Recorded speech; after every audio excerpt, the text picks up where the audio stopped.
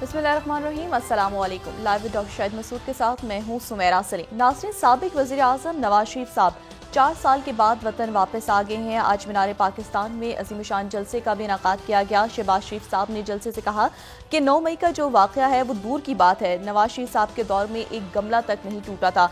नवाज शरीफ साहब ने भी जलसे से खिताब किया। उन्होंने कहा कि हमारे दौर में लोड शेडिंग ख़त्म हुई थी और तरक्की का एक सफ़र जारी था। नाज़रीन, इसके अलावा भी दीगर मौज़ूआत पर गुफ्तगू करेंगे। स्टूडियो हमारे साथ मौजूद हैं डॉक्टर शाहिद मसूद। अस्सलाम वालेकुम डॉक्टर साहब। आपको डॉक्टर साहब, या नवाज शरीफ साहब जो है 4 साल के बाद बिलाखिर वतन वापस आ गए हैं। वापसी से उनकी सियासत में क्या तब्दीली आई है?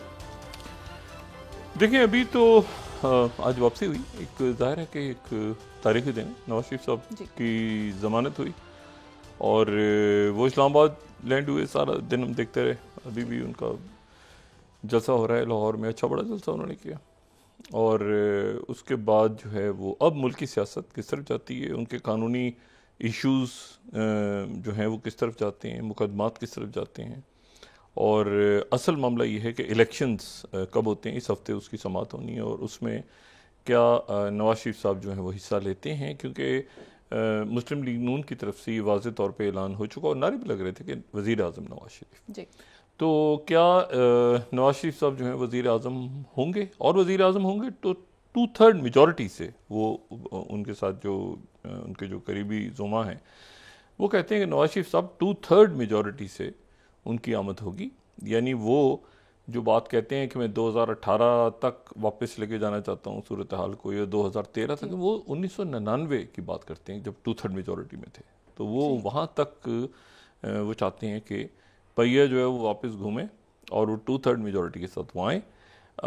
होता क्या है वो मेरे ख्याल से अगले चंद दिनों में देखते हैं कि मामलात किस तरफ जाते हैं। लेकिन नवाज शरीफ साहब जो है उनका कहना यह है कि वो 2/3 मेजॉरिटी के साथ आएंगे और इसीलिए वो बहुत ज़्यादा अलाइंसेस वगैरह के भी फ़िलहाल वो बात नहीं कर रहे जब तक ये मामला सियासी अगले चंद रोज़ में क्लियर ना हो। तो क्लियर होंगे तो फिर उसके बाद हम इसके ऊपर डिटेल एक डिस्कशन कर सकेंगे। पाकिस्तान में जो कुछ हो रहा है, हालात, ख़ित्ता, दुनिया वाक़यात तय कर रहे हैं। और उसमें जो एक बात की मैं यहाँ पे थोड़ी सी वजाहत यहाँ पे कर दूँ कि बहुत से लोग जो हैं वो ये बात पूछते हैं और करते भी हैं, और ज़ाहिर है कि हम लोग भी जब अपना डिस्कशन करते हैं तो उसमें ये बात अक्सर ले आते हैं कि फ़लस्तीन पहले था या इसराइल पहले था। मतलब पहले फ़लस्तीन था या पहले जो है वो इसराइल था। तो दो बातें जो हैं वो जो हमें जहन में अपने रखनी चाहिए, और वो ये रखनी चाहिए कि देखें, हज़रत ये बाइबल यानी ओल्ड टेस्टामेंट और जो तौरा है और जो तलमूद है और जो कुरान शरीफ है, उसमें ये सारी बातें उसी में हैं। बहुत ज़्यादा जो है वो ऐसे मामलात नहीं हैं जिनके ऊपर जो ख़ास तौर पे अंबिया हैं बनी इसराइल के, हम उनको, उन तमाम अंबिया को अपना नबी तसव्वुर करते हैं एज अ मुसलमान। और इसीलिए हमारे ईमान का हिस्सा है अंबिया पे ईमान लाना।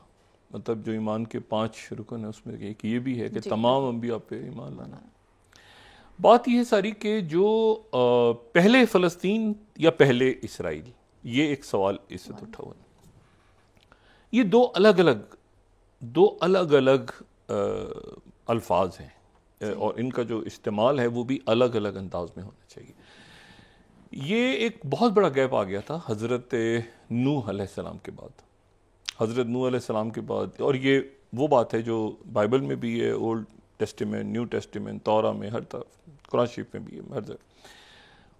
तो हज़रत नूह अलैहिस्सलाम का तूफ़ान आया तो एक बड़ा दुनिया में, यानी कौन बचा कौन नहीं बचा, क्या हुआ। फिर उसके बाद उनकी औलाद आगे और बच्चे जो थे उसमें से दुनिया चली आगे।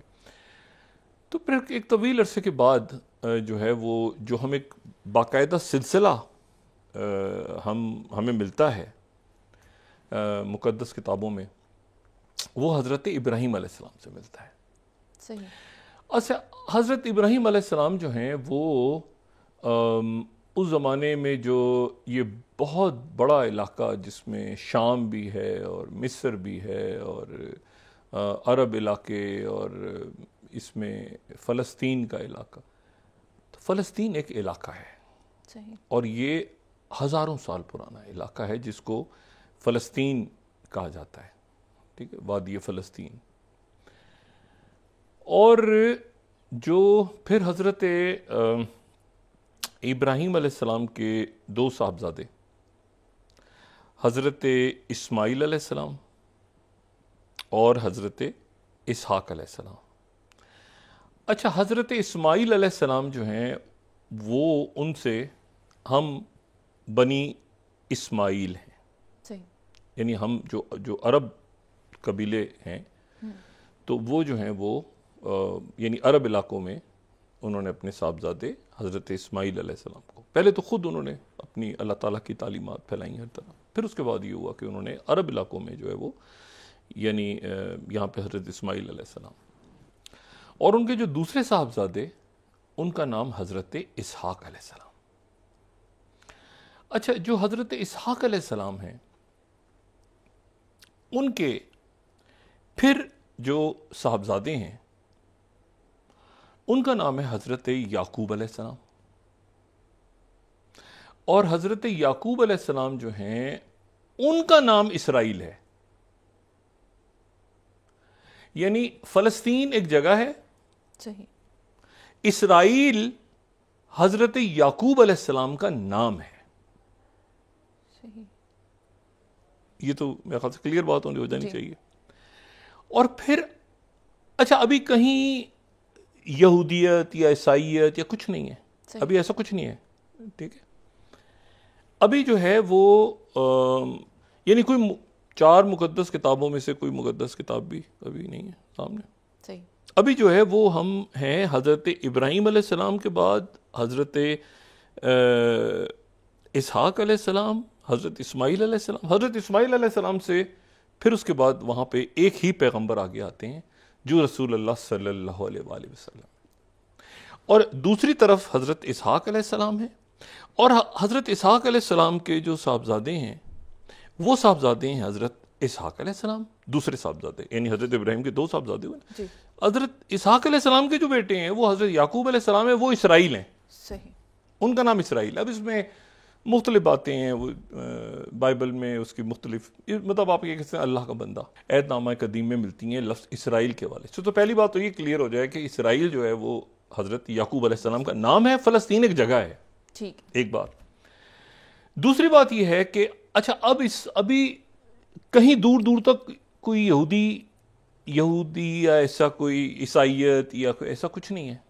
ये जो हमें इब्राहिमी मज़ाहिब। फिर उसके बाद जो है वो हज़रत याकूब अलैहिस्सलाम है, यानी जो हज़रत जिनको इसराइल कहा जाता है जी, उनके 12 बेटे हुए, 12 बेटे। सही। और वो 12 बेटे बनी इसराइल कहलाए क्योंकि इसराइल से आगे चले 12 कबीले बने और दुनिया के अंदर वो बनी इसराइल कहलाए। तो बनी इसराइल जो है वो इसराइल के यानी हज़रत याकूब अलैहिस्सलाम की औलाद। सही। और उनके एक बेटे जो हैं, अच्छा ये जो ज़हन में रखें कि ये सारे जो नाम हैं पैगंबरों के, ये सारे पैगंबर बनी इसराइल में हैं जिन पे हम ईमान लाते हैं, ये बनी इसराइल में है। और इनका नाम बाइबल में मतलब हज़रत इब्राहीम अलैहिस्सलाम को कहते हैं अब्राहम जी। हज़रत याकूब अलैहिस्सलाम को हज़रत इसहाक अलैहिस्सलाम को वो कहते हैं आइज़ैक। बड़ा कॉमन नाम है जी। आइज़ैक। हज़रत याकूब अलैहिस्सलाम को वो कहते हैं जैकब। जी। जैकब भी कॉमन नाम है। और फिर हज़रत याकूब अलैहिस्सलाम के जो बेटे यानी हज़रत इसहाक अलैहिस्सलाम के एक पोते हैं जिनको वो कहते हैं जोसेफ। जी। कितना कॉमन नाम है जोसेफ। जी, बिल्कुल। लेकिन हमारे मुसलमानों के सामने वो हज़रत यूसुफ अलैहिस्सलाम है। तो हज़रत यूसुफ अलैहिस्सलाम जोसेफ हैं। तो ये सारे वो पैगंबर हैं जो बनी इसराइल में हैं। और फिर बहुत अरसे के बाद उसी बनी इसराइल में ही चलते नीचे बहुत सारे पैगंबर आ रहे हैं बनी इसराइल में, अल्लाह ताला भेज रहा है, कबीले आपस में लड़ रहे हैं किसी तरह से। उसी में हजरत मूसा अलैहिस्सलाम आते हैं। सही। और फिर हजरत मूसा अलैहिस्सलाम जो है वो यानी हजरत मूसा अलैहिस्सलाम से फिर आगे उनकी तालीमात, फिर बिगाड़ आ गया, फिर जो भी सारी चीज़ें हुई, फिर आगे क्या हुआ क्या नहीं हुआ। लेकिन बनी इसराइल उनसे पहले भी थी। मतलब असल बात जो है वो ये है कि हजरत मूसा अलैहिस्सलाम से पहले भी बनी इसराइल जो है वो ये इनका ख्याल ये है कुछ लोगों का कि शायद बनी इसराइल का आगाज़ हजरत मूसा से होता है। ऐसा नहीं है। बनी इसराइल का आगाज़ जो है वो हजरत याकूब की औलाद जो 12 कबीले वहां से, और जिसमें वो बहुत सारे कबीले गायब भी हो गए और ये भी हुआ। और उसमें जो है वो ये बात जहन में रखें कि जब मतलब है कि यानी बहुत सारे पैगंबर अल्लाह ताला ने भेजे वहाँ पे। अब इसकी टाइम लाइन्स हम मुख्तलिफ चाहें तो निकाल सकते हैं, मुख्तलिफ पैगंबर हैं और कुछ जो हैं वो अच्छा वो बाइबल में बहुत सारे नाम हैं, कुरान शरीफ में नाम नहीं है बहुत सारे पैगंबरों के। लेकिन मैं आपको सिर्फ बुनियादी बात ही बताना चाह रहा हूँ कि जो ये इसराइल और जुड़ा और ये मुख्तलिफ है। मैं सिर्फ बताना चाह रहा हूँ कि बनी इसराइल जो है फिर उसके बाद झगड़ा हो गया। तो अच्छा एक बेटा था, उसका नाम था यहूदा। वहां से लफ्ज यहूदी निकला। मतलब यहूदा जो है मतलब यहूदी भी मजहब नहीं है कोई मजहब, एक बेटे के नाम से यहूदा यहूदी से निकला। और फिर हजरत मूसा अलैहिस्सलाम ने आगे जो ये बनी इसराइल चल रही है, पहले से चल रही है, उसके अंदर पैगंबर आ रहे हैं मुख्तलिफ, और उसमें हजरत मूसा अलैहिस्सलाम आए।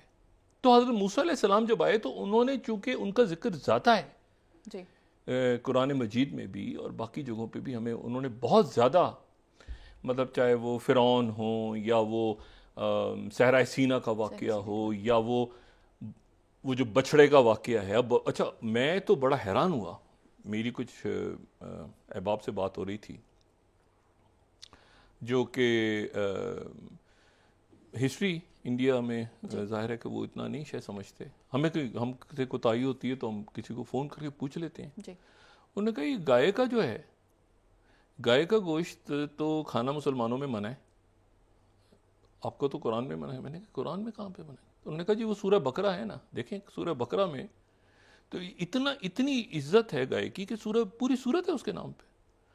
फिर मैंने उनको बताना शुरू किया कि ये बकरा जो है, ये तो सूरह बकरा, ये तो एक बछड़े का वाक़या है, आप ज़रा पढ़ो तो सही। ये कोई लाजिम नहीं है मुसलमानों पे आपने गाय का गोश्त खाना है। बहुत से मुसलमान खाते हैं, बहुत से जो है वो मतलब फ़र्ज़ नहीं है कि आपकी, बहुत से वेजिटेरियन भी होते हैं, अब गाय का गोश्त भी खाते हैं, ये भी खाते हैं, मगर ये कहाँ से जोड़ लिया कि सूरह बकरा जो है वो इसलिए कि गाय का गोश्त नहीं खाना इसलिए सूरह बकरा मुसलमान तौहीन करते हैं सूरह बकरा के। मैंने कहा खुदा का वास्ता ये जो है अजीब व गरीब किस्म के वो जरा बीजेपी आरएसएस टाइप। तो वो मैंने कहा क्या तुम लोग क्या लॉजिक दे रहे हो, ये कहाँ से ढूंढ के कहाँ से लाते हो बातें। अच्छा बहरहाल फिर उनको मैंने बताया बछड़े का किस्सा और ये सब। तो बात यह है कि वो अच्छा फिर आगे फड्डा हुआ तो एक किंगडम ऑफ जुडा बन गई, किंगडम ऑफ इसराइल बन गई वो सारा। लेकिन वो किंगडम ऑफ जुडा और ये जो किंगडम ऑफ इसराइल आगे बनी तो उस वक्त जो है वो कहीं मतलब वो यहूदी मजहब नहीं है, बिल्कुल वो बाद में है। सही ठीक है ना। वो तो जब हजरत मूसा अलैहिस्सलाम गए कोई तूर पे तो वहां पे तौरात आई है और वो जिसको मानते हैं। तो पहली बात तो ये ध्यान में रखें कि फलस्तीन पहले से, फलस्तीन एक जगह है, इसराइल, और फिर आगे बच्चे लड़ गए उनके तो वो फैमिलियों में जैसे कबीलों वबीलों में लड़ाई हो गई। एक बात। दूसरी बात यह है कि जो तारीखी तौर पे ज्यूज एक कौम है, बड़ी कौम है, पुरानी, उनकी तो हज़ारा साल की तारीख है। मुसलमानों की तो इतनी तारीख नहीं है ना जितनी पुरानी कौम यहूदियों की है। बनी इसराइल तो खैर पहले भी था, लेकिन बहरहाल जब से यहूदी आते हैं हमारे सामने और हमारे लिए इंतहाई काबिल एहतराम है। पूरी तारीख इंसानी में अगर किसी ने यहूदियों को जुल्म सितम से बचाया है तो वो मुसलमानों ने बचाया है। तारीख का एक वाकया ऐसा नहीं है कि जब किसी मुसलमान सल्तनत में यहूदियों पे कुछ जुल्म हुआ। यहूदियों ने जितने फड्डे यहूदियों के हुए हैं वो क्रिश्चियन से हुए हैं, ये हिस्टोरिकल फैक्ट है। सही। हिटलर मुसलमान नहीं था ना, इनका खरूज जो है वो यहां से, उसमें कोई मुसलमानों का रोल था जब यहां से ये निकले थे सहरा सीना से। तो थ्रू आउट ऑटोमन एम्पायर हो या उससे आगे पीछे हजरत, यानी इवन जो क्रूसेड्स हुए हैं तो वो तो क्रूसेड्स मुसलमान और जब क्रिश्चियंस लड़ रहे हैं तो ये आपको पता है ज्यूज मुसलमानों के साथ थे, ज्यूज मुसलमानों के साथ आ गए थे। तो ज्यूज जो हैं उन हजरत ईसा अलैहि सलाम को क्रिश्चियंस के ज़ाहिर है हमारे मसीह में, तो हजरत क्रिश्चियन हजरत ईसा अलैहि सलाम को तो जिक्र नहीं करते, वो पैगंबर नहीं मानते जीसस को, जो ज्यूज हैं। तो उनको सलीब तक कौन लेके गया? मुसलमान लेके गए। कौन से मजहब के लोग थे जो उनको सलीब तक लेके गए? हजरत ईसा अलैहि सलाम को। तो बात ये सारी कि अब जब ये बॉम्बिंग कर रहे होते हैं मुसलमानों पे, मैं सिर्फ इसलिए मैं बात बराए बात नहीं कर रहा, मैं ये कह रहा हूं कि जब बॉम्बिंग कर रहे हैं और वहां मुसलमान बच्चे, औरतें, लोगों का खून बह रहा है, तो किसी एक लम्हे, क्योंकि आप तारीख, हैकल सुलेमानी मुसलमानों ने गिराया था, हैकल सुलेमानी इनका मुसलमान गिरा के गए थे, ईरान से जो बख्तनसर आया था मुसलमान था वो।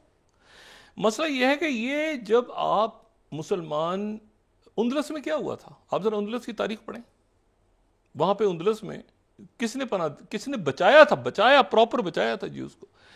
और अभी भी वहां पे जो यहूदियां उंदलस में जाएं तो वो मतलब वो बड़े मोहब्बत से देखते हैं मुसलमानों को कि आप लोगों ने हमें, जो क्रिश्चियन जुल्म था उस वक्त, रोमन एम्पायर बन गई और ये बन गया, आपने हमें बचाया। इशू ये है सारा कि जब ये बॉम्बिंग्स करते हैं, क्योंकि जाहिर है हिस्ट्री तो ये भी अपनी पढ़ते हैं, हम भी पढ़ते हैं, क्रिश्चियंस भी सब पढ़ते हैं सारी हिस्ट्री। तो किसी एक लम्हे के लिए इनको ये फीलिंग नहीं होती कि ये हम जिन पे बॉम्बिंग कर रहे हैं, अब बम गिरा रहे हैं, ये जो चिथड़े उड़ रहे हैं बच्चों के, औरतों के, ये कौन से लोग हैं? ये वो लोग हैं, हजरत उमर बिन खत्ताब रज़ी अल्लाह ताला जब यरूशलेम फतह हुआ है तो उन्होंने क्या किया था? वहां पे जो यहूदी मौजूद थे, जहां पे कचरा फेंका जाता था, तो क्या हुक्म क्या था उनका? बात यह है कि हैकल सुलेमानी की दीवार के पास कचरा फेंके जाते थे ना, तो क्या हुक्म दिया था हजरत उमर बिन खत्ताब रज़ी अल्लाह ताला ने? बातें जो हैं इनको जब ये बात करते हैं तो कुछ बातों पे इनको यहां पर भी जहन में रखना चाहिए, बजाय इसके कि हिस्ट्री को डिस्टॉर्ट करें। जैसे मैंने आपसे कहा ना कि हिस्ट्री को कि इसराइल पहले, इसराइल तो हजरत याकूब का नाम था, और फिर आगे एक किंगडम ऑफ जुडा और किंगडम ऑफ इसराइल बने और वो कबीले लड़ गए आपस में, और मुसलमानों ने तारीखी तौर पे हमेशा इनके साथ कभी ज्यादती नहीं की। आखिरी ये क्या हुआ है, जो हॉलोकॉस्ट का वाकया है, तो ये तो हिटलर के मुसलमान था, मैं वही पूछ रहा हूँ ना, हिटलर के मुसलमान था। अब वह चिथड़े उड़ रहे हैं जनाब, और किसी को ख्याल नहीं आ रहा, मतलब सबसे बड़ा दुश्मन जो है वो मुसलमान बना हुआ है उस फ़लस्तीन में, और जिनके साथ तारीखी तौर पे, मतलब जिनकी लड़ाई होती रही उनके साथ मिलके, और वो कह रहे हैं कि अच्छा जी ऐसे नहीं था तो वैसे नहीं था। ये बात नहीं करते कि हिटलर क्रिश्चियन था, ये हिम्मत नहीं है कहने की। तो बात यह कि ये मज़ाहिब का जो इस पे क्लैरिटी है। असल बात ये कि इसीलिए पूरा एक तबका है इनका, ज्यूस का, जो इनकी पूरी इस थ्योरी से, जो ज़ायनिज़्म की थ्योरी से एग्री नहीं करता। अच्छा, ये तो बात हो गई थोड़ी सी हिस्ट्री की बात, ये ज़ाहिर है सबको पता है, लेकिन ये ज़रा इसको दोबारा से समझना ज़रूरी है कि इसराइल पहले था या फ़लस्तीन पहले। फ़लस्तीन की हज़ारों साल पुरानी तारीख है। अच्छा, तो और वो एक ज़मीन का नाम है, ठीक है, जिस पे बहुत सारे मुल्क बने बाद में। अच्छा, अब इसमें जो है एक बात ये कि ये मामला कहाँ जाके खड़ा हो गया जी। ये जो इसराइल का मामला है, ये गज़ा में आज उन्होंने थोड़ी देर के लिए खोला, और उसमें से 2 ट्रक गालिबन, ये 20 ट्रक गालिबन एंटर हुए, और साथ ही उन्होंने बंद कर दिया। उसमें जो है वो जान बचाने की अद्वियात, खुराक और ये सारी चीज़ें, और उसके बाद उन्होंने दरवाजे को बंद कर दिया। और वहाँ पर जो है वो आज काहिरा के अंदर एक समिट हुई, उसमें जनरल सीसी, दुनिया भर में मुजाहरे हो रहे हैं, और अमेरिका भी जाहिर है कि अमेरिकन की तरफ से एक अजीब स्टोरी आई आज न्यूयॉर्क टाइम्स के अंदर, और उस स्टोरी को वो न्यूयॉर्क टाइम्स, 2 स्टोरीज ऐसी हैं जो कि बड़ी अजब स्टोरीज हैं और उनकी तरदीद नहीं हो रही। हमने भी थोड़ी बहुत इधर उधर कोशिश की कि कहीं से इसकी कोई तरदीद का कोई पता चले, लेकिन न्यूयॉर्क टाइम्स भी अपनी स्टोरी पे कायम है और ब्लूमबर्ग भी अपनी स्टोरी पे कायम है। सही। अच्छा, जो न्यूयॉर्क टाइम्स है वो ये कह रहा है कि बाइडन और जो अलाइज हैं, स्लाइड नंबर 1, बाइडन और एड्स हैं, सॉरी उनके एड्स, अलाइज नहीं, उन्होंने इसराइल को अवॉइड कहा है कि अवॉइड करना, ये जंग फैले ना, हिजबुल्लाह के साथ मत लड़ना। सही।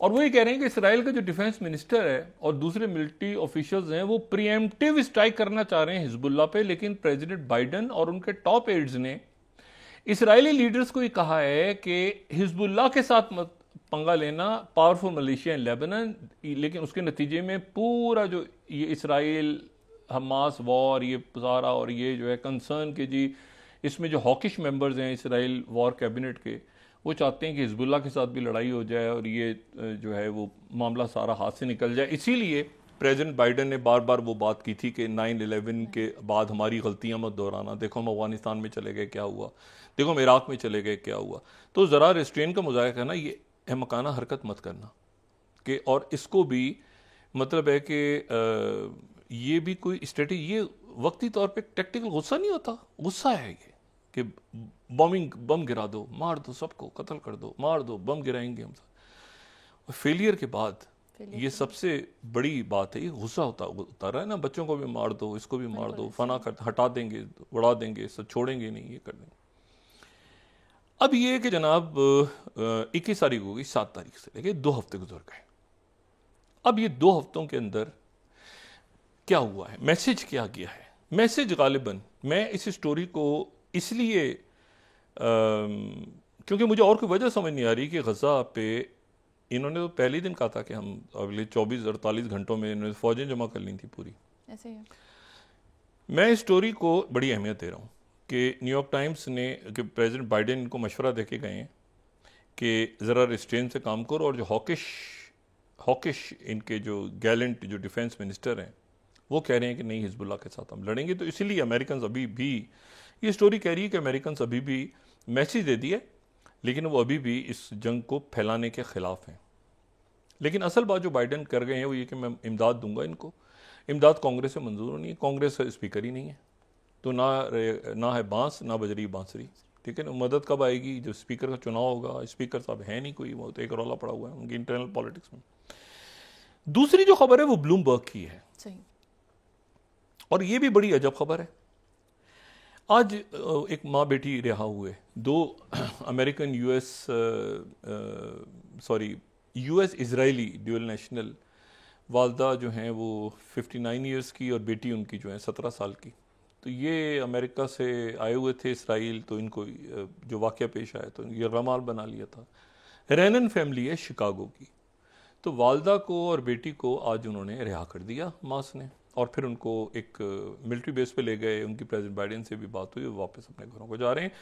हमास ने जो गैर मुल्की हैं इनके बारे में अभी और भी हैं, अभी बरतानिया के, फ्रांस के और मुल्कों के भी हैं, जर्मनी के मेरे ख्याल से। तो उन्होंने कहा था हमारे गेस्ट हैं, तो उन्होंने इनको 2 को छोड़ दिया। लेकिन ब्लूमबर्ग ने एक स्टोरी दी आज की जो बड़ी दोबारा से बात है कि उसकी तरदीद नहीं हुई। वो ये कह रहे हैं कि US presses Israel to delay Gaza invasion to get hostages out.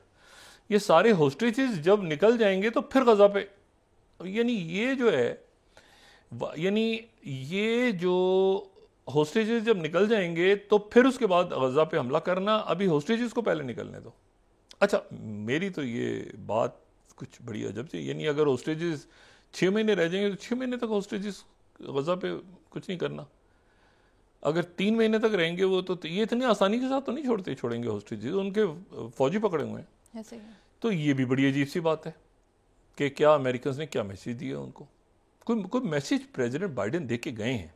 ऐसे नहीं है कि प्रेसिडेंट बाइडेन जो कुछ नहीं, यानी वो इधर से रॉकेट चल रहा है, उधर से रॉकेट चल रहा है, ये हो रहा है, वो हो रहा है, थोड़ा किसी बात पे गुस्सा है, ठीक है ना, तलबीब में गुस्सा है। या तो नेतन्याहू रिजाइन करेगा या कुछ होगा, क्योंकि अब वो टाइम जैसे से गुजरा है, लोग पूछ रहे हैं ना भाई, एक तो फेलियर है, फिर आप क्या चाह रहे हैं, व्हाट नेक्स्ट, मतलब गजा को आप तबाह कर दें।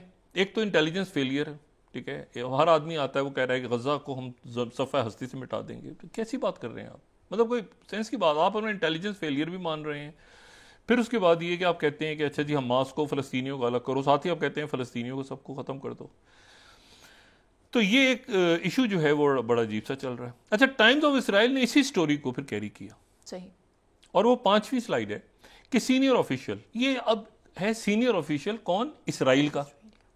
तो इसराइल के सीनियर ऑफिशियल है, वो ही कह रहे हैं कि यूएस और European countries pushing Israel to delay Gaza. हम तो करना चाह रहे हैं गजा पे, हमें अमेरिका और यूरोप रोक रहा है। अच्छा, अब उन्होंने यानी वजह, अंदर भी प्रेशर बिल्ड हो रहा है ना कि भाई आपने किया क्या है ये? मोसाद, मतलब एक कीड़ा कहीं चल रहा हो तो मोसाद, यानी लेक्चर दुनिया में देते हैं कि वो कीड़े की कितनी टांगे हैं वो मोसाद को पता होता है, इतनी ज़बरदस्त जो है वो एक इंटेलिजेंस एजेंसी है। तो मसला ये है कि मोसाद, न्यूक्लियर स्टेट, आपको F-35 तैयार हैं इनके पास, जो सऊदी अरेबिया मांग रहा है, जो तुर्की मांग रहा है, इनके पास हैं। सही। वो F-35 तैयार है, जो ये बात करते हैं इनके पास आ जाती है। अब मसला ये है कि इस सारी चीज़ के बावजूद जो है वो डिफेंस क्यों नहीं कर पाए इंटेलिजेंस का अपना। और ये जो छोटे टैक्टिकल वेपन्स हैं, ये तय ये भी हुआ कि छोटे वेपन्स, बहुत बड़े बड़े मिसाइल से ये छोटे टैक्टिकल वेपन्स बड़े इंपॉर्टेंट हो जाते हैं बाज़ जंगों में।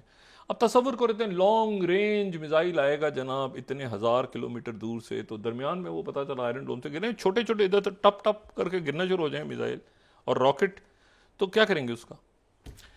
तो ये जो है ये अब बड़ा प्रॉब्लम है कि वो शुमाली लेबनान भी वहाँ पर गैलेंट चाहते हैं कि मैं लड़ूं। ये वही जहन है जो मोशे दयान का जहन था ना कि न्यूक्लियर चला दो, मर जाएं सब, सफाई हस्ती से गायब हो जाएं सब। अमेरिकन ने इनको गालिबन कह दिया कि रुक जाओ। सही। अमेरिकन ने बयान दिया है कि रुक जाओ। अमेरिकन को ये भी पता है कि एड इनके पास नहीं आएगी क्योंकि स्पीकर का चुनाव नहीं है। जो यहां से ऋषि सुनाक गए, जो बरतानवी वजीर आजम गए हैं, उन्होंने जाने से पहले आखिरी मुलाकात उनकी जो हुई है वो मिस्र के सदर से हुई है। तो मैं जरा ये 9th स्लाइड दिखाना चाह रहा हूँ। गवर्नमेंट ऑफ यूके ने क्या बात की है?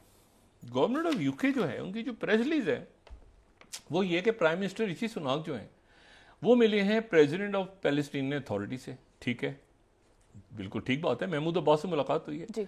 लेकिन प्राइम मिनिस्टर ने ये कहा है कि यूनाइटेड किंगडम की लॉन्ग स्टैंडिंग कमिटमेंट क्या है? 2 स्टेट सोल्यूशन। यानी ये वो है जो कि पाकिस्तान की भी है, जहां यानी जो पाकिस्तान की भी है, जो अरब ममालिक, ये अब उन्होंने बात तो की ना कि भाई यहां पे सारा, लेकिन उनकी स्टेटिक पॉलिसी बरतानिया की क्या है? ये देखें, 2 स्टेट सोल्यूशन। अच्छा, 2 स्टेट सोल्यूशन जो है तो ये तो बरतानिया ने भी कह दी, इनको ऑफिशियल मैं बता रहा हूं। यहां पर अब मसला ये है कि 21 दिन थोड़ी देर के लिए इन्होंने खोला। आज मिस्र के अंदर बहुत बड़े मुजाहरे हुए। ये बात अब कि जी अमेरिकन ने कहा कि होस्टेजेस छोड़ दिए जाएं और फिर हमला करना, इसके ऊपर बड़ा शदीद किस्म का हमास की तरफ से रिएक्शन आया है। सही हो गया। डॉक्टर साहब ब्रेक ले लेते हैं। और उन्होंने जी आप वक्फा लें, हमास ने इस बात पे कि जी होस्टेजेस छोड़ दिए जाएंगे तो हमला होगा। हमास के पास इनसे ज़्यादा इंटेलिजेंस है। मैं आपको बताऊं, ये मेरा ख्याल है कि शायद अभी तक ये गुस्से में है। ज़रा ठंडे होकर बैठेंगे ना, ठंडे होकर सुकून से आराम से ज़रा ध्यान से सोचेंगे बैठ के तल अवीव में कि क्या हुआ है, तो फिर ये कोई स्ट्रेटजी बना पाएंगे। ये भी गुस्से में है, गुस्से में। ठीक है ना, ठीक है डॉक्टर साहब, ब्रेक से आते हैं, बात करते हैं। नाज़रीन, यहाँ पे तो एक छोटे से ब्रेक का।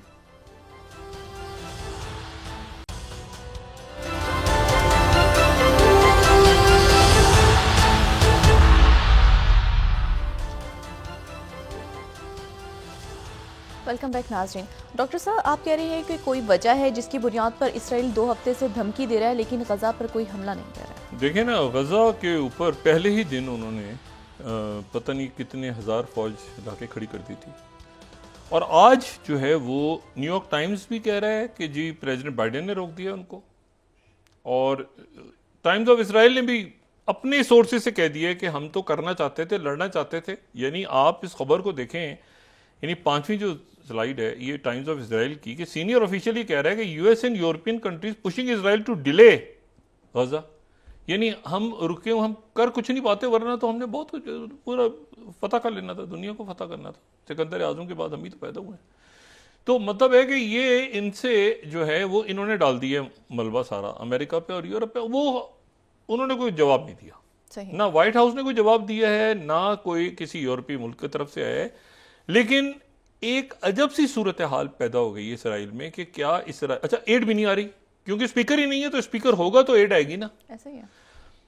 दरमियान में मुसलमान, अच्छा ये इन्होंने और छोड़ देने हैं लोग अभी, और इनको छोड़ने चाहिए सिर्फ, ये छोड़ेंगे। सही। अभी 2 छोड़े हैं इन्होंने, अभी और उसके बाद वहां से 8 शुरू हुई है। और वो 8 इजिप्ट जो है, आज इजिप्ट की सड़कों पे, एक तो इजिप्ट के अंदर आज कॉन्फ्रेंस उनकी बड़ी कामयाब हुई। एक इंटरेस्टिंग बात है कि मिस्र में कोई अमरीकी सफीर नहीं है, लेकिन उस कॉन्फ्रेंस में अमेरिकन एम्बेसी के लोग मौजूद थे। सही। जो मिस्र में ये जो कॉन्फ्रेंस हुई है इजिप्ट की, अमेरिका ने कहा है कि उर्दन, मराकश, मिस्र, इन तमाम मुल्कों से हमारे जो जो लोग हैं हमारे, वो उसमें सफ़र करते हुए ज़रा एहतियात करें। तो ज़ाहिर है मुसलमान इस वक्त गुस्से में हैं। इन्होंने पब्लिकली जो भी कहा, प्राइवेटली जो भी कहा, मतलब इसराइल के पास कोई वजह नहीं है ना इस बात की कि बॉम्बिंग करते रहेंगे। कितनी बॉम्बिंग करेंगे, क्या मतलब। आज उन्होंने खोला थोड़ी देर के लिए, कल दोबारा खोलेंगे। वो उन्होंने 2 और सिविलियन छोड़ देने, ये सारा कर देना है। लेकिन इस बात का जवाब उन्होंने कहा कि जो मर्जी कर लो, ये जो तुम्हारे लोग हमने पकड़े हुए हैं ना इसराइल के, ये हमने नहीं छोड़ने। ये वो जो अमेरिका से जर्मन आगे पीछे गए आए वो छोड़ देंगे, तुम्हारे बंदे नहीं छोड़ने। और मैंने उनसे कहा कि एक के बदले इन्होंने 1100 बंदा रिहा करवाया था। और इस वक्त इनको ये अच्छी तरह पता है हमास को और हिजबुल्लाह को। अच्छा, अमेरिकन क्या गए कि हिजबुल्लाह से मत लड़ना। यानी अगर आप न्यूयॉर्क टाइम्स की देखें ना, ये स्टोरी को कोई डिनाई नहीं कर रहा इस वक्त कि उन्होंने कहा हिजबुल्लाह के साथ मत लड़ना, हिजबुल्लाह के साथ लड़ोगे तो खित्ते में आग लग जाएगी। अच्छा, उसमें आज आप देखें कि कुर्द इलाकों में भी, कुर्दिस्तान का जो कुर्द इलाके ना, इरबिल वगैरह, अमेरिकन बेस, वहां पर भी एक आध रॉकेट फायर हो गया। तो अमेरिका जो है वो किसी सूरत इसको फैलने नहीं देना चाह रहा। तो हिजबुल्लाह भी वो गैलेंट सर्वर करके आते हैं, उधर से 3 रॉकेट ये मारते हैं, उधर 4 रॉकेट वो मारते हैं, उधर से वो होते हैं, उधर से। अमेरिकन ने कह दिया कि इन्वेजन की कोशिश मत करना आगे। इन्होंने मलबा डाल दिया सारा कि हम तो चाहते थे, अमेरिकन ने हमें रोक लिए। ऐसे ही मैं नहीं जानता। अच्छा, इसी दौरान अरब ममालिक, और आप देखें कि वो मुल्क जो बहुत दूर है, मतलब मिसाल के तौर पे साउथ कोरिया के प्रेसिडेंट सऊदी अरेबिया पहुंचे, जो प्रेसिडेंट यूं है। और ये जापान और ये मुल्क जो हैं, ये बड़ा एक, इनको चूंकि सब इज्जत करते हैं इनके साथ, ये बहुत ज़्यादा फंडों में इन्वॉल्व नहीं करते हैं अपने आप को, मिल रही तो आते हैं तो इनकी सब जगह इज्जत होती है, चाहे जापानीज़ प्राइम मिनिस्टर हो, चाहे ये साउथ कोरिया हो, बाकी वो सऊदी अरब पहुंचे, मिडिल ईस्ट। साला आप देखें तो मिडिल ईस्ट के इशू से उनका क्या, लेकिन वो किसी तरह से के दरमियान, ये वो रोल था जो एक ज़माने में यूरोप, लेकिन यूरोप की वजह से ही तो ये फड्डे खड़े हुए हैं सारे, ठीक है। कहीं वो अफ्रीकी लड़ रहे हैं, तो कहीं बरतानिया अपनी पखें छोड़ गया पीछे, तो कहीं कोई छोड़ गया रोले रप्पे, वो सारा। लेकिन जो यूरोप के मजमूई तौर पे यूरोप एक बड़ा रोल प्ले करता रहा है माजी में, और अभी भी यूरोप के लोग बहुत रोल प्ले करते हैं। ये मुआहदे वगैरह होते हैं कि ऑस्लो अकॉर्ड, वो पीस सुकून की बात करते हैं, वो एक्सट्रीम पोजीशंस नहीं लेते। और ये अब वहाँ पर मुजाहरे हो रहे हैं, बरतानिया में मुजाहरे हो रहे हैं, अरब मुल्कों में मुजाहरे हो रहे हैं, तुर्की में मुजाहरे हो रहे हैं। चाइना ने जब कह दिया कि 2 स्टेट सोल्यूशन, सऊदी अरेबिया ने जब कह दिया कि 2 स्टेट सोल्यूशन, पाकिस्तान ने जब कह दिया कि 2 स्टेट सोल्यूशन, और बरतानिया ने भी कह दिया 2 स्टेट सोल्यूशन, तो बाइडेन साहब को क्या मसला है।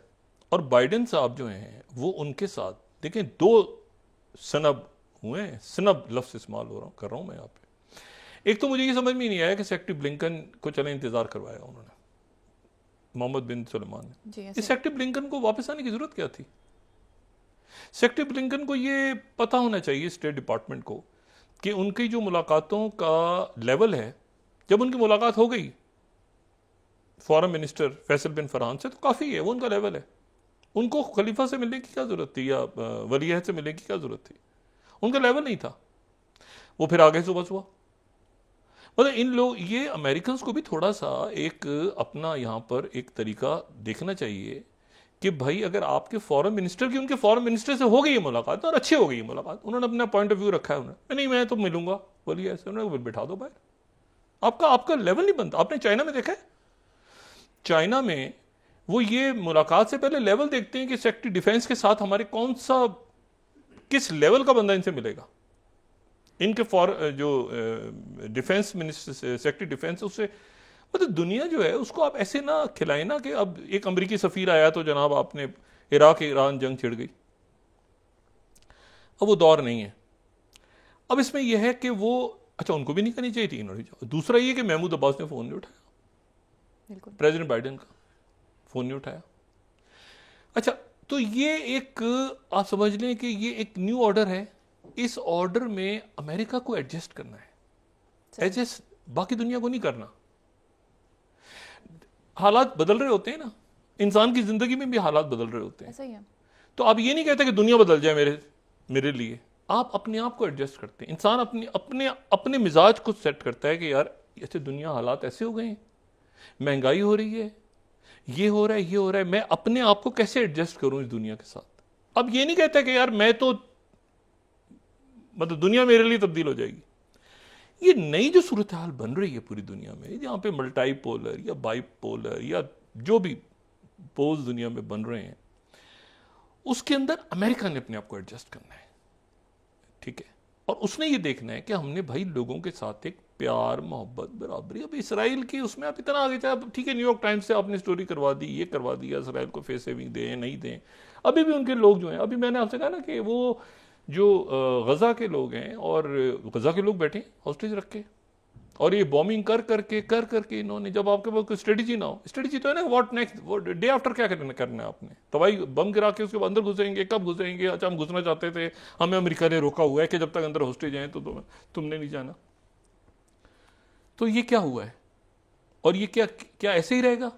और अब तो यानी 2 हफ्ते गुजर गए ऐसे ही है। और इसमें इजिप्ट, जॉर्डन, मुसलमान मुल्क, और अब एक माहौल पूरी दुनिया में बन रहा है। पूरी दुनिया में ये माहौल बन रहा है कि आप बच्चों औरतों को मार रहे हो, उन पे जुल्म कर रहे हो क्या। और ये मतलब ये तरीका क्या है कि आपने एक प्रिजन में रखा हुआ है उनको, मतलब आपने चारों तरफ बाड़ लगा के रखी हुई है कि यहां से हम जाने नहीं देंगे, जैसे आपने कोई मतलब जानवरों के साथ भी इंसान वो सलूक नहीं करता। और आपने, और इतने सारे जो मुसलमान हुक्मरान हैं उन पे भी दबाव है। तो ये मुसलमान हुक्मरान जो हैं जितने, इनमें से अक्सरियत मुसलमान हुक्मरानों का जो भी हो, मतलब इनकी पॉलिसियां जो भी हों, लेकिन ये अपनी सड़कों पे जो इनका जो एक मिजाज है ना, जिसको स्ट्रीट, अरब स्ट्रीट या मुस्लिम स्ट्रीट का जो मिजाज है, उसके खिलाफ ये कभी नहीं जाते। उसकी वजह यह है कि इनको पता है कि ये कोई मतलब है कि तारीख पता है, बड़ी तल्ख तारीख है। तो ये भी अपने अवाम के साथ ही रहते हैं अल्टीमेटली। 2006-2007 में भी कई मुल्क नहीं आना चाह रहे थे इस उसमें, लेकिन उसके बाद वो आ गए। जब उन्होंने देखा कि ये मामला फ़लस्तीनी इशू है तो वो आ गए। मैं वहाँ था उस वक्त, 2006-07 की जब लड़ाई हुई है हिजबुल्ला और इसराइल की। शुरू में नहीं था, बाद में हो गया। पूरे अरब दुनिया, पूरी जो है वो गैर अरब दुनिया में भी। और ये जो सबक है, ये सबक हमारे पड़ोसियों के लिए भी है, इंडिया के लिए भी है, ये सबके लिए सबक है इसमें। आप आइडियलाइज करते हैं ना, एक आइडियलाइज कर रहे हैं कि जी इसराइल में चूंकि वो मारते हैं, बंद कर देते हैं लोगों को, तो इसराइल में देखिए ना कितना ज़बरदस्त होता है, तो इसीलिए लोगों को मारो, बंद कर दो किसी जगह। वो आपके अपने लोग हैं। मैं सिर्फ एक हम तो जाहिर है कि पॉलिसी मेकर नहीं हो, आपके अपने लोग हैं। उनको एक हद तक आप आगे लेके जाएं और अपना एक इमेज ऐसा रखें दुनिया में, सॉफ्ट इमेज हो। इसराइल एक सिक्योरिटी स्टेज का, वो इसराइली आ गए जी कमाल, एक सॉफ्ट इमेज। वो मैं हमेशा कहता हूँ ना कि हमें कभी आज तक नहीं एहसास हुआ, कभी नहीं एहसास हुआ अपनी ज़िंदगी के किसी हिस्से में कि लता जो हैं या जो किशोर कुमार हैं, या मतलब किशोर कुमार कौन है तो मोहम्मद रफ़ी कौन है, यही हमने तो कभी इस तरह तसव्वुर भी नहीं किया था। लेकिन यह है कि वहाँ इतना ज़्यादा आपने हर जगह पे गुजार दी है इसको, इस पूरे मामले को, मज़हब के मामले को। और अब अभी हुआ है, अच्छी फिल्में आती थी, अच्छा आर्ट होता था, शायरी अच्छी होती थी, खूबसूरत, सॉफ्ट। मतलब जहाँ पर हार्ड रखा है आपने, वो हार्ड रखना है। सही। जहाँ पर जंगें हो रही हैं ना, 65 की जंग हुई है, लेकिन सॉफ्ट एक रखा है ना आपने इमेज दुनिया के सामने। अब इसराइल बन गए, इसराइल के हम ये कर देंगे, वो कर देंगे, वो ठुस, क्योंकि अंदर लोग पकड़े हैं ना, पकड़े थे वो पकते। और देखें ये मामलात किस तरफ जा रहे हैं दुनिया के, मैं नहीं जानता, लेकिन अगर इन्होंने अपने 41 वो मामला नहीं खत्म हुआ अभी कनाडा वाला, अच्छा, कनाडा का मामला भी चल रहा है। ये रॉयटर्स की 10th slide, Canada pulls 41 diplomats out of India, says New Delhi being unreasonable. Canada ने अपने 41 सफारतकारों को इंडिया से बुला लिया। वो मामला अभी तक चल रहा है, ये ज़हन में रखें, अभी तक नहीं खत्म हुआ। और रॉयटर्स को कोट करो, कैनेडियन प्राइम मिनिस्टर सेज कि India's actions making life hard for millions of people. Canada अभी अपनी जगह मौजूद है और इसके ऊपर अब सुने, अब तो कनाडा को अमेरिका ने छोड़ दिया। अमेरिका ने, डिपार्टमेंट ऑफ स्टेट क्या कह रहा है, यूएस डिपार्टमेंट ऑफ स्टेट 12वीं slide, departure of Canadian diplomats from India. ये देखें, मैं पहले दिन से जो जहां गलती होगी हम अपनी गलती मान लेंगे, तज़िया है ना गलत। वो ये कह रहे हैं कि we are concern by the departure of Canadian diplomats from India in response to the Indian government's demand of Canada to significantly reduce it, उन्होंने कंडेम किया, ठीक है। और resolving differences requires diplomats on the ground, उन्होंने वापस बुला लिया। तो कनाडा के पलड़े में सारा वजन डाल दिया है स्टेट डिपार्टमेंट की तरफ से ये ऐलान। अब आप जनाब स्टेट डिपार्टमेंट को खुश करने के लिए लगे हुए हैं इसराइल की, ये इनकी बड़ी अच्छी पॉलिसी। देखें, ये पॉलिसी जो थी ना कि जी आप दरमियान में आप एक रोल प्ले करते हैं कि जी महमूद अब्बास से भी मिल रहे हैं, हमास से भी, किसी ना किसी तरह राब्ता है आपका, जो भी हो। आखिर दुनिया में आप फ़लस्तीनियों के लिए भी आवाज़ उठा रहे हैं, आपने इधर भी बात करनी है, आप हर तरफ दरमियान में।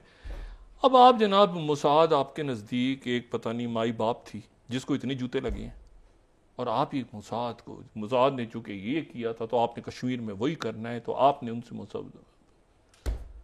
दुनिया सारी एक तरफ खड़ी है, दुनिया उसी तरह खड़ी है फ़लस्तीनियों के साथ जिस तरह दुनिया आहिस्ता आहिस्ता ग्रेजुअली थोड़ी दिनों में, अभी नहीं अंदाज़ा होगा, थोड़े दिनों में अंदाज़ा होगा इंडिया को कि उनकी फॉरेन पॉलिसी गलत है। उनके लोग बुनियादी तौर पे इंडिया के प्यार मोहब्बत करने वाले लोग हैं, अक्सरियत जिनको गलत रास्ते पर डाल दिया, वो बड़े सेंसिबल उनके सफारतकार हैं, बड़े तरीके से चलने वाले लोग हैं। पैलेस्टाइन, ये अरब दुनिया की पॉलिसी, उनको कोल्ड वॉर के बड़ा पुराना उनका एक्सपीरियंस है, लेकिन अब बात तो करने देना किसी को। जी बिल्कुल। अगर आप बात ही ना कर रहे थे किसी को, और सबको कोई बात करेगी जी फ़लस्तीनियों पे ज्यादती हो रही है, तो उसको टक करके ये तो दहशतगर्द है, ये तो हमास का है, ये तो फलाना है ढिमाकना है, कि इसलिए वो माँ बाप को खुश हो जाएगा आपको, वो खुश नहीं होगा, वो रोज़ भेज रहे हैं ना आपको ये। जी ठीक है, बहुत शुक्रिया डॉक्टर साहब। नाज़रीन, इसके साथ ही आज का प्रोग्राम अपने इख्तिताम को पहुंचा। मुझे सुमेरा सलीम को दीजिए इजाज़त। अल्लाह निगहबान। जी डॉक्टर साहब, अपना दोस्तों, रिश्तेदारों, गिरदोनवाह के लोगों का सब ख्याल रखिएगा। अल्लाह हाफ़िज़।